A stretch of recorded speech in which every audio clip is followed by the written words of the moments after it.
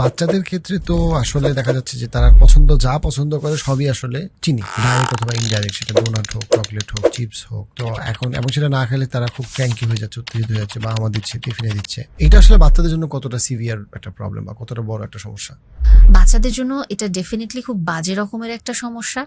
কারণ আমি যদি বলি, জাস্ট আমি একটা রিসার্চ আপনাকে বলি, এটা হচ্ছে 2015 সালে একজন হচ্ছে এন্ডোক্রাইনোলজিস্ট করেছেন, পেডিয়াট্রিক এন্ডোক্রাইনোলজিস্ট। উনি 43 জন বাচ্চার উপর করেছেন, যেখানে এই বাচ্চাগুলোর মোটামুটি সুগার ইনটেকটাকে উনি 40% থেকে রিডিউস করে 9% নিয়ে আসছে, এবং ওদের কোনো ক্যালোরিক চেঞ্জ করে না, শুধু সুগার কমাইছে, শুধু সুগার।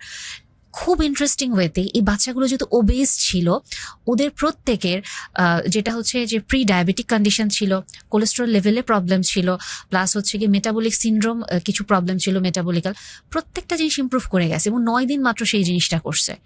শুধুমাত্র সে সুগার কিন্তু বাদ দিচ্ছে, আর কিছু বাদ দেয়নি ওই ডায়েট থেকে, সেম ক্যালোরি রাখছে। আগে যদি খেত মোটামুটি ধরেন 1000 ক্যালোরি খাচ্ছে, কিন্তু সুগার আউট করতেছে। সো এই যে দেখেন, একটা বাচ্চার বর্তমানে সবকে খাবারে এবং সুগার দেওয়া থাকে মোটামুটি, এবং বেশিরভাগ বাচ্চারা কিন্তু ওবেসিটির প্রবলেমে ভুগতেছে। এবং আপনি দেখবেন যে বাচ্চাগুলো হাঁটতে পারছে না, নড়তে পারছে না, তাদের এত বেশি কষ্ট হয়, বাট স্টিল তারা খেয়ে যাচ্ছে। এবং এই যে খাবারগুলো ওরা আসলে কেন খাচ্ছে? পরিবেশের কারণে খাচ্ছে, ওদের একটা অ্যাডিকশন ক্রিয়েট হয়ে যাচ্ছে।